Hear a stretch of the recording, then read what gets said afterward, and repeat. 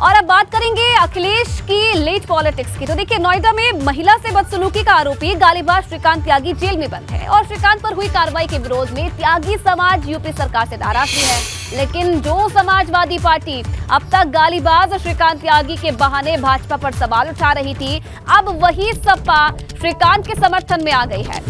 Samajwadi party अध्यक्ष अखिलेश यादव ने 9 सदस्यों का एक प्रतिनिधिमंडल बनाया है जो कि श्रीकांत त्यागी के परिवार से मुलाकात करेगा और इस प्रतिनिधिमंडल में 9 सदस्य त्यागी समाज के शामिल हैं। इसके अलावा पूर्व मंत्री शाहिद मंजूर, नारद राय, नोएडा से जिला अध्यक्ष इंद्रजीत भाटी भी शामिल हैं और इसीलिए सपा का प्रतिनिधिमंडल श्रीकांत त्यागी के परिवार से मुलाकात करने के लिए उनके घर जाएगा। तो ये बड़ी जानकारी। तो देखिए, सपा की त्यागी पॉलिटिक्स अब शुरू हो गई है। तो हालांकि जो अखिलेश यादव अब जेल में बंद गालीबाज श्रीकांत त्यागी के परिवार से मुलाकात के लिए प्रतिनिधिमंडल भेजने जा रहे हैं, 4 दिन पहले उन्हीं का रुख कुछ और था। क्या कह रहे थे वो, आप भी सुनिए। की बात नहीं है, पूरे जिलों की आप पता कर लीजिए। और अभी तो घटना एक नोएडा की इतनी लोकप्रिय हुई जिसकी कोई कल्पना नहीं कर सकता। मैं तो उस मोबाइल से जो वीडियो बनाने वाले को बधाई देता हूं कि जिसने उस झगड़े को न केवल टीवी पर ला दिया बल्कि पूरे के पूरे देश में लोग जान गए कि आखिरकार भारतीय जनता पार्टी के लोगों के चरित्र क्या है। हम बधाई देना चाहते हैं उस वीडियो बनाने वाले नौजवान को या जो भी रहा होगा जिसने उस घटना का पूरा जानकारी सबको दे दी। याद कीजिए, अगर आपने तस्वीरें देखी होंगी तो आप जानते होंगे क्या था उसमें। कोई कल्पना कर सकता है कि महिला को इस तरह व्यवहार कर सकता है? कोई महिला के प्रति ऐसा व्यवहार कर सकता है क्या? और क्या कहा भाषा में कहा गया कि बनिया की औरत या कुछ कहा गया इस तरह की भाषा। ये किसने नहीं देखा? ये भारतीय जनता पार्टी के लोग जो दूसरों को शिक्षा देते थे, केवल एक मोबाइल ने जो फिल्म बनाई बता दिया कि भारतीय जनता पार्टी के लोग कैसे हैं। और जब यहाँ के भारतीय जनता पार्टी के सांसद पहुंचे तो वो कहते हैं कि कानून व्यवस्था को देख करके हम शर्मिंदा हैं। तो देखिए, सपा का जो ये त्यागी टर्न है ये कैसे काम करने वाला है, ग्राफिक्स के जरिए आपको समझा देते हैं। तो गालीबाज श्रीकांत त्यागी के समर्थन में अब सपा आ गई है।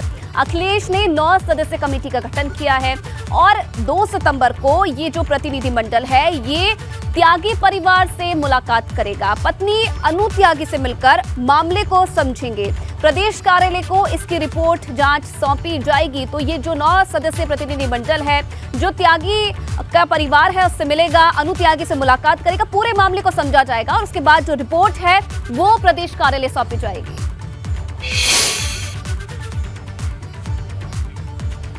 और चलिए ज्यादा जानकारी ले लेते हैं। हमारे संवाददाता सनुज शर्मा हमारे साथ मेरठ से जुड़ चुके हैं।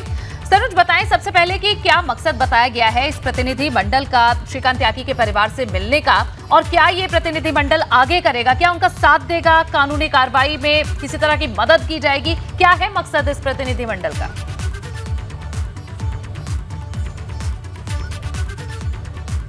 प्रतिनिधि मंडल का जो मकसद है वो भले ही 2 तारीख को जाकर अनु त्यागी को से मुलाकात करनी हो और जो श्रीकांत त्यागी के परिवार के लोग हैं उनसे मुलाकात करनी हो, लेकिन कहीं ना कहीं इसमें भविष्य की जो राजनीति है वो छिपी हुई है। त्यागी समाज इस समय आप देख रहे हैं कि जिस तरीके से नोएडा में पंचायत हुई उसके बाद मेरठ कमिश्नरी पे धरना चल रहा है, तो कहीं ना कहीं जो त्यागी समाज है वो इस समय बीजेपी से थोड़ा खफा चल रहा है और इस मौके को समाजवादी पार्टी बुलाना चाहती है, कोई कोर कसर बाकी नहीं छोड़ना चाहती। तमाम चीज़ें आप देख रहे हैं कि चाहे नोएडा की पंचायत हुई हो और चाहे मेरठ में धरना चल रहा हो या जगह जगह पश्चिम उत्तर प्रदेश में जहां भी एक बड़े आंदोलन की रूपरेखा तय की गई हो, ऐसे में बीजेपी में जो त्यागी समाज के बड़े जनप्रतिनिधि हैं उन्होंने इस आंदोलन से भी दूरी बना रखी है और वो त्यागी समाज के किसी भी, चाहे वो महापंचायत रही हो, चाहे धरना रहा हो, चाहे कहीं भी हो, कहीं वो नजर नहीं आ रहे हैं। ऐसे में समाजवादी पार्टी ये चाहती है, चूंकि पश्चिम उत्तर प्रदेश में 5 से 7 लाख वोटर त्यागी समाज के हैं और कई जिले तो ऐसे हैं कि जहां पर जो त्यागी समाज के वोटर हैं वो कहीं ना कहीं निर्णायक जीत में महत्वपूर्ण भूमिका निभा देते हैं।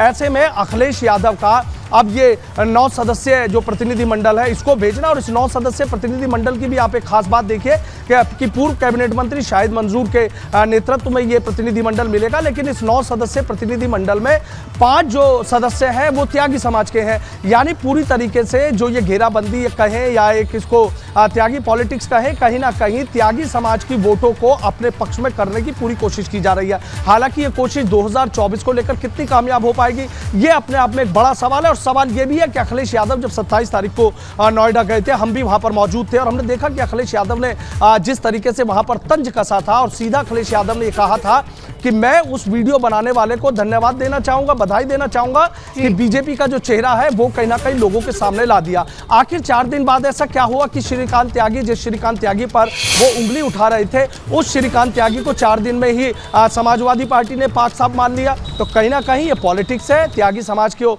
लेकर पॉलिटिक्स है। और सबसे बड़ी बात ये कि देखिए कि अभी यहाँ पर चूंकि पश्चिम उत्तर प्रदेश से लेकिन यू टर्न जो त्यागी समाज के लिए लिया है सपा ने, देखने वाली बात है कितना फायदा इसका आने वाले समय में मिलता है सपा को।